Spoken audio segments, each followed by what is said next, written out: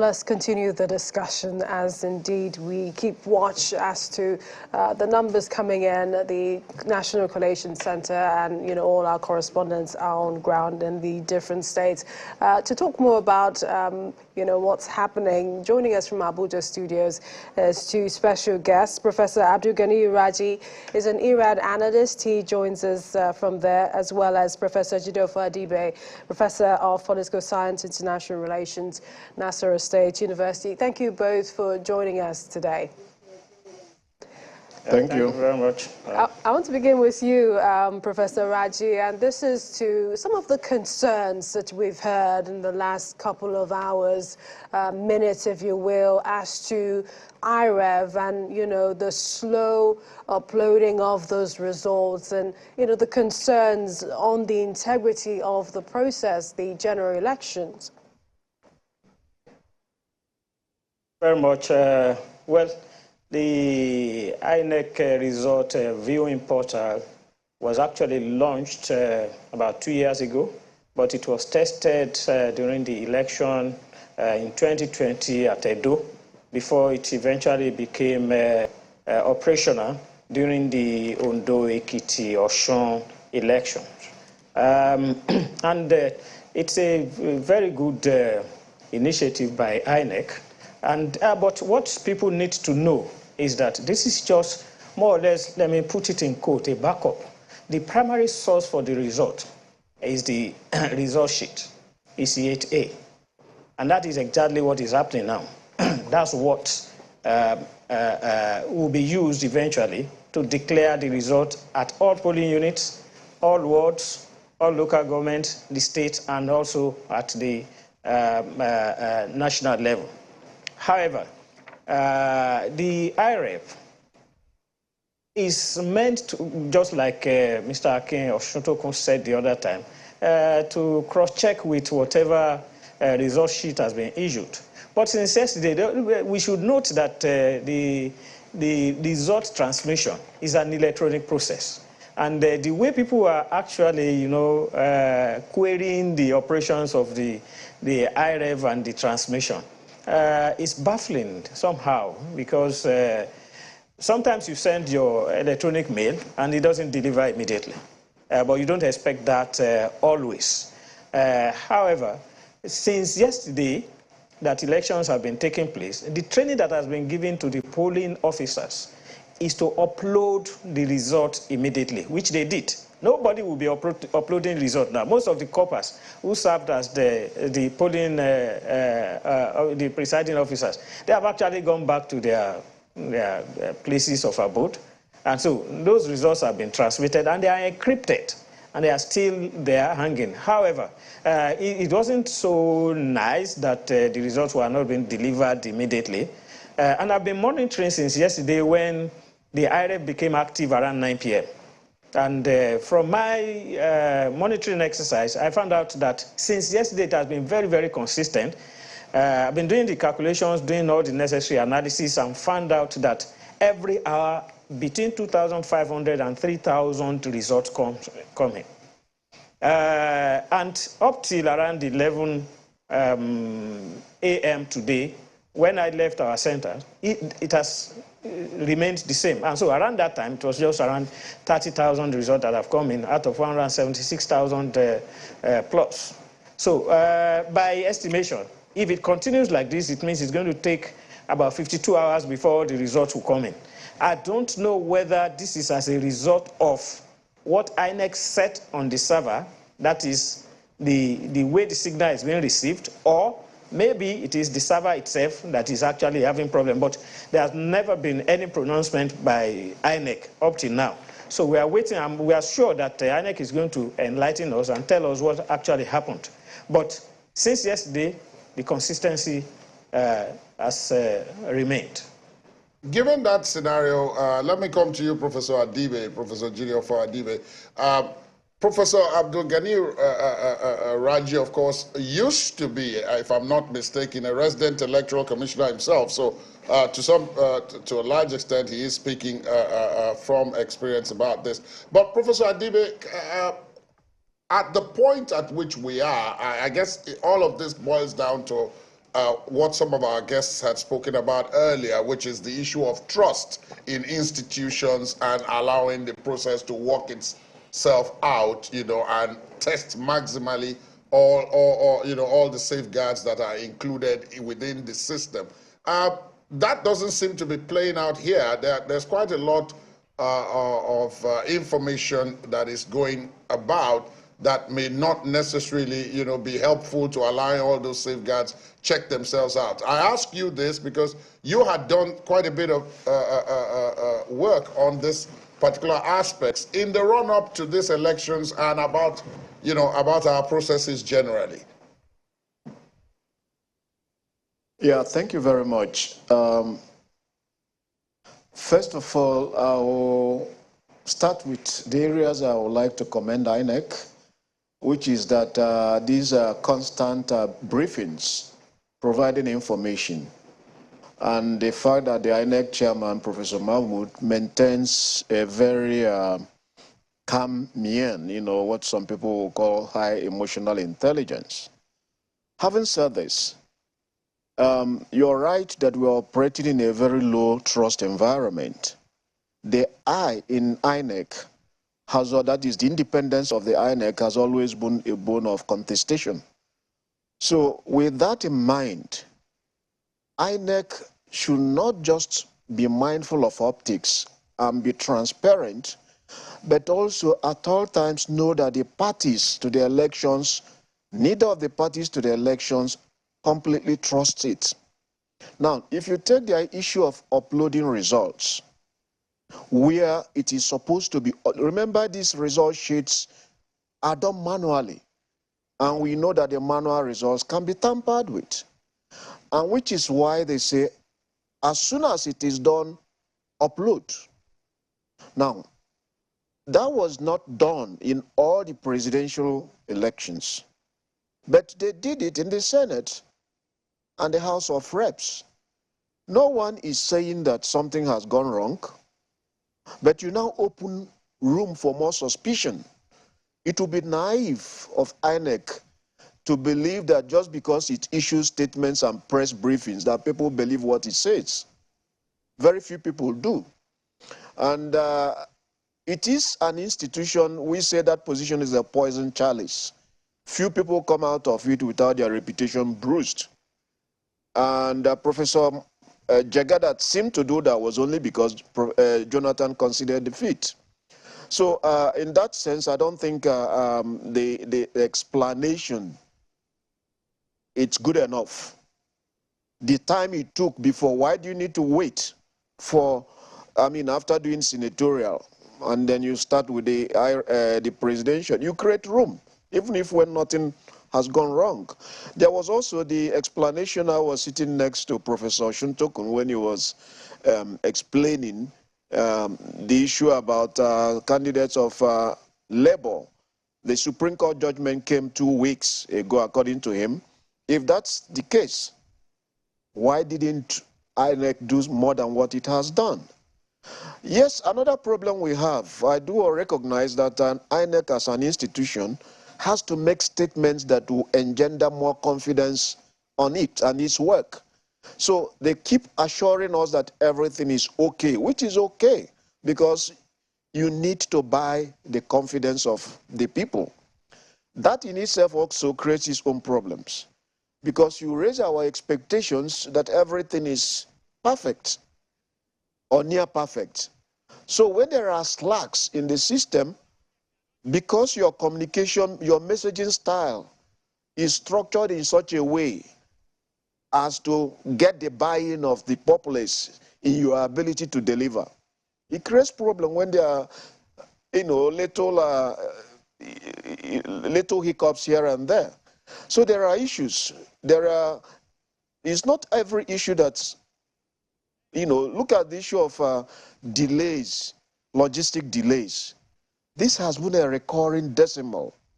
And all the time we come up with the excuses. That is not good enough. In my own opinion, INEC, the whole conversation about unbundling of INEC, we should revisit it. in its present constitution, in the way it is presently constituted, I don't think, INEC can live up to what it says. It has done, I'm not sure if it has been a dramatic improvement from the Jaga years, because, that was also, it's had its problems. But then it is a journey. We are making incremental progress. The beavers generally did well. I was very happy that in areas that we didn't expect elections to take, elections were able to take. We haven't heard about any INEC official that was killed. That is a plus for us. But generally, INEC has serious explanations to do to the people. My question is, based on what you said, Professor Adibe, you talked about the delay, responding or reacting. Professor Raji, this is to you. What do you think should have happened? A lot of people did expect the INEC chairman to sort of address some of these things we noticed last night into today, but he came, he opened the briefing for the collation center, talked about 2 operational centers, one collation proper and then the other for briefing other than collation. Shouldn't he have said something, made a few words, answered a few questions of journalists, observations on the processes? Thank you very much. I think there are processes for every operation and for every activity. The collation center is not meant to talk. I mean, the activity, part of the activity there does not include talking to the press. And he did mention that. He said there is another conference center or information center behind the collation center, which of course between now and that 6 p.m., of course, other issues can be addressed there. And he said if he would not be available to attend to such issue, the National Commissioner in charge of voter education would actually stand in for him. And I believe by now, probably, well, I can't speak for INEC, if there are issues, INEC would definitely address it. Even though personally, too, I didn't feel comfortable that what happened, why the results were not uploaded immediately, there were no explanation. But one thing that is clear is this. The ones that were uploaded for the the National Assembly and, the Senate and the House of Reps, the information that is being forwarded, transmitted onto the server, includes the number of accredited voters, which also applies to that of the presidential. It's just a breakdown of the votes counted that will be of interest in that of the presidential. So ordinarily, the number of people that have voted in each of the polling units accredited and then that cast their vote had already been transmitted along with that of the Senate and the House of Reps. This issue that we are talking about now, some would say it depends on what side of the divide you find yourself. You have said, as someone who's had some experience with INEC, that the primary document with which the announcements will be made was the result sheets, the physical paper. But at the same time, it was INEC, according to the laws, that determined the process through which these announcements will be made. One of them is through this IREV, which is the results viewing portal. It was INEC that made the promise itself, and consequently a number of people, a good number of people, will consider this a very, very important thing, wouldn't you say? Well, thank you very much. Please, let's get it right. INEC would not declare results or make pronouncement based on IREV. And the chairman made it clear today. He never mentioned IREV. He was mentioning the Excel sheet, which is the information extracted from the result sheet that will be brought there. IREV is supposed to be a plus to help us to be able to confirm. So let's get it right. I have said it that I didn't feel comfortable myself also that the IREV viewing was delayed. I mean, there should be an explanation, but we must get things right. INEC is a plus, IRF is a plus for us. That's a fact. Until when result declaration and pronouncement will now be made electronically. That's when IRF eventually now becomes something that if it is not done, then we can take INEC up. We are taking INEC up now, even that the result, I mean, the IRF is delayed. But I believe as an IT specialist myself, probably some issues with the coding or whatever, I don't want to speak for INEC, but there should be explanation. Against that background then, is it possible for you to hazard a guess as to why? There are some who are saying, hey, there's a possibility there is some network here and there. Meanwhile, INEC has said, look, even if it was uploaded in a place where there is no network, as soon as you get into any realm where there is any form of network, it'll be right there. So any guess whatsoever that you can say, okay, is probably the reason? Thank you very much. I've been stating my guesses since, but take note. There's only one BVAS that was used for the 3 elections, and it's the same BVAS that has been used to transmit that of the House of Rep and the Senate, and that of the presidential was also there. I've just said it. I mean, mentioned it that even the total number of accredited voters has been transmitted for the House of Rep and the National Assembly. Why the presidential result viewing, I mean, result transmission was delayed from viewing on the IRF is what is not clear to me now. And I don't want to speak for INEC. I don't want to guess. I don't want to say things that people would eventually be quoting me that, oh, it's partially with INEC. I'm no more with INEC anyway. But I was. So, and you know, when the guy from Fact Check and the Cable was speaking the other time, there are a lot of people, once they hear something, they will twist it and then it becomes news. And people will believe, oh, because it came from this side or that side. I would rather wait until INEC will give explanation. But I don't know what, but I've given the one that is a little bit clear to me. It may be a coding problem, probably one line of code for the posting of the presidential, but please don't quote me. INEC is eventually going to tell us what happened. Let me come to you, and perhaps I should be a bit more blunt here. Of course, Mr. Oshutoku was on the program a couple of minutes ago, and from all the things that we're reading, Professor Raji has pointed out that, look, there could be very, very cogent reasons. There are the possibilities that there are quite cogent reasons why there was a delay. We haven't received those explanations yet. But on the other hand, there's the other side of it, which is the fact that perhaps that the delays as a result of a process of adjustment or alteration, and so accusations are coming to light that is in fact what is happening, and that speaks to the question I asked you initially about the basic issue of trust within institutions to allow the process of the institutions run their course. And you yourself, in that answer, you have talked about what had happened in the past.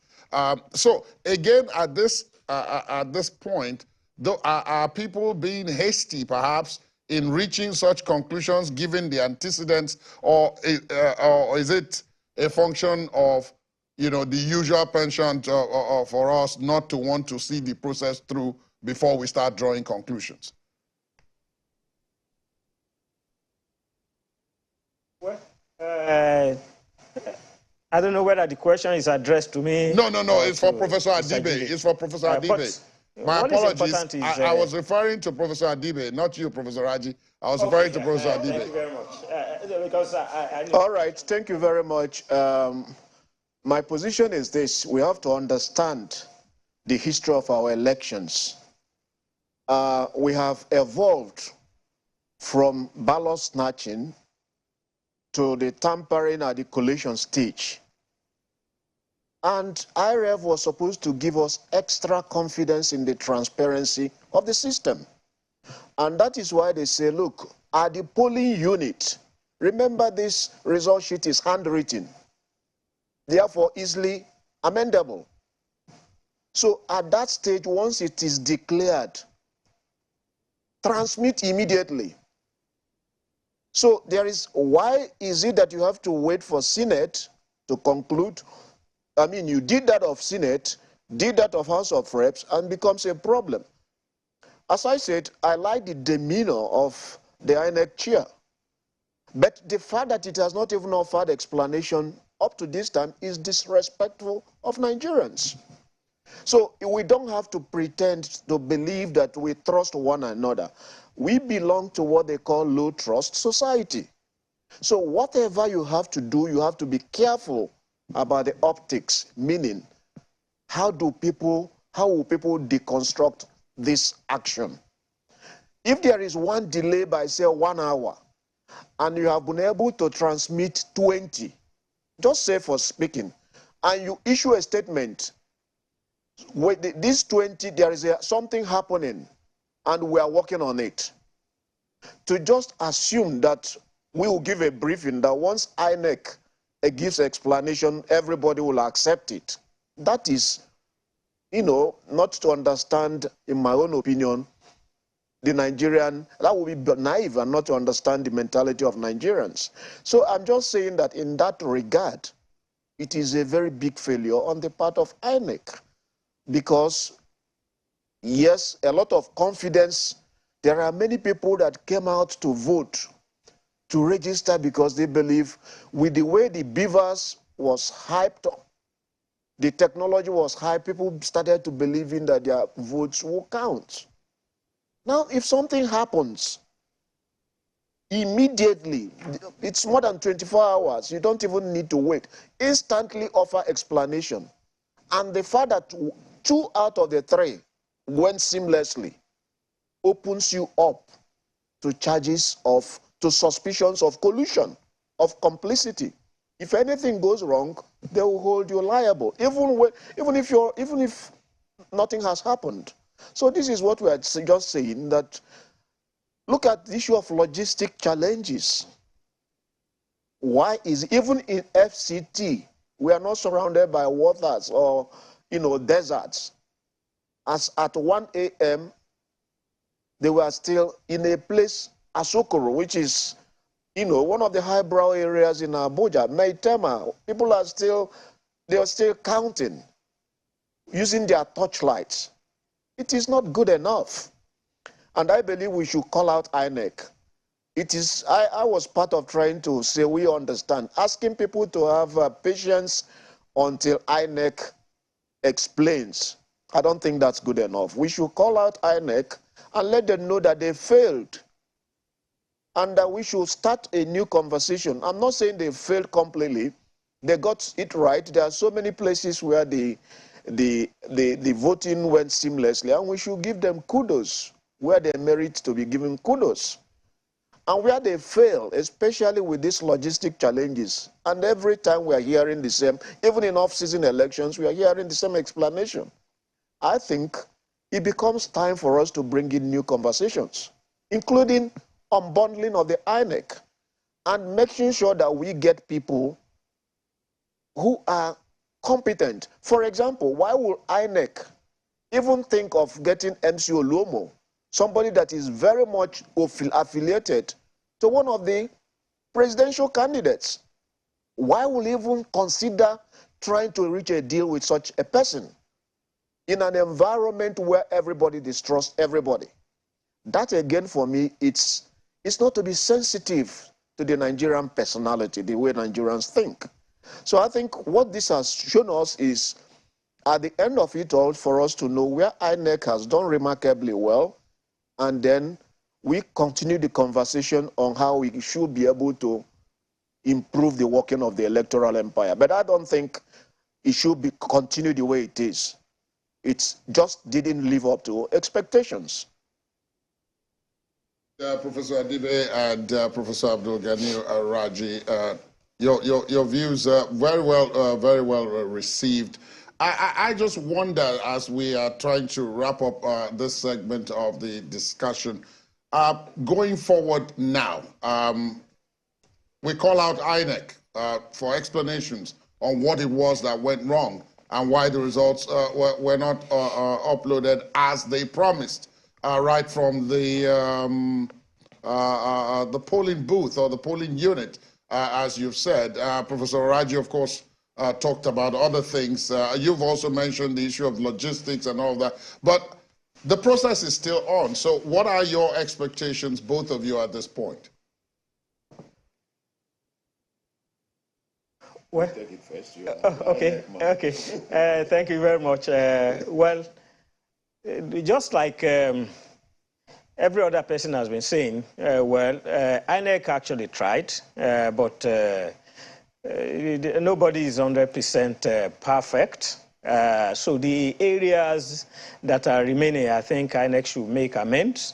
And I think it's not too late now to even make a statement if necessary. I'm putting if necessary because they have their reasons. And I don't want to go into forcing anybody into doing anything. But like he said, it will bring more confidence, and trust in the activities of INEC if INEC is able to explain what happened to us. And I'm sure with what happened yesterday, of course, we have been told today, there are some states, where there were no violence, everything went on smoothly. It means we are maturing. And so what we just need to do now is to communicate, to be able to now explain to ourselves, this is what is going on. We don't have any ulterior motive. We don't have any issues any hidden agenda or whatever. So, but anybody can adduce any reason for any issue that is ongoing once they are not enlightened. So I would implore INEC to actually let us know what is going on, and at the same time to maintain the pace or even increase the rate at which these results are coming in. For me, I've told you personally, these results have been transmitted. It's only just that the viewing aspect is the ones that we are not seeing. All polling units, nearly over 90% or 95% of the polling units have closed since yesterday, and those results have been transmitted. Nobody's going to take the BVAS to his house and start transmitting. They must have submitted to the SPOs after transmitting the result, and then the SPOs would have taken them to the local government. So they will be in safe keep, probably because I'm privy to have knowledge of what is going on. So, but we need explanation. Adibe, your final point. You finish? Yeah. Yes. I think it's important for us to understand that when the election is concluded in a particular unit, a kind of photograph is taken. So if that photograph is not taken when it should be taken, and that's what is happening. So if the photograph, we just want to be sure it's ending now, and people say, look, it's gone up. It means that you foreclose the possibility of somebody tampering with the result, which used to be one of the ways they manipulate it. We are not saying it has happened, but we are just saying that it's not good enough. Where do we go from here? I've already said that we should open up a conversation. Unlike my brother here, I don't think we should be begging INEC to give us explanation. It is a public institution funded by the public. So it is something that they should do as a matter of obligation. And if it is not, the NGOs and the civil society organization, and I'm sure the election observers, should call them out, call the institution out. Because it is because of this let's manage, that I don't think we have progressed very much. In 2019, I was extremely critical of INEC. I recall I had one-on-one debate with Festus Okoye. It's not the right way. I mean, we should, if we are not getting the right people to do this, we should rethink the whole thing. We can't continue making explanations on them. Yes, a few things have gone right. The kind of expectations of violence the violence we expected in some areas did not occur. But is that due to INEC or due to the security agencies? I'll say this due to the security agencies. We have to disaggregate the functions in the components of the electoral processes and be able to know which ones are directly under the purview of INEC. And they seem to be the one that failed. The issue of logistics. Security, we had some impressive, performance. Apart from Lagos, we can then say what's happening. That people came very late. Constant thing. It's directly under the purview of INEC.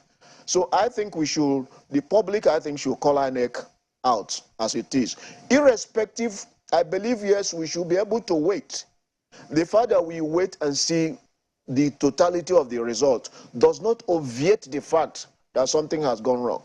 If in total things have gone right, and knowing that in our own system, whoever loses election will always complain. And we take all these things in board. But when you give room for such complaints, it becomes something else. Good point to leave it. A very interesting discussion with the two profs, Jideofor Adibe and Abdul Ganiu Raji, on this all-important topic. We expect that those explanations, as you have indicated, from INEC, the process must be seen to be transparent. The due process and the processes as advertised must be seen to have been followed, obviously. At this point in time, barring that explanation, that is not what has taken place. But we want to thank you for being our guest at this point. Thank you for making time out of your Sunday to be part of the 2023 verdict. Professor Abdul Ganiu Raji and Professor Jideofor Adibe. Thank you. Thank you very much.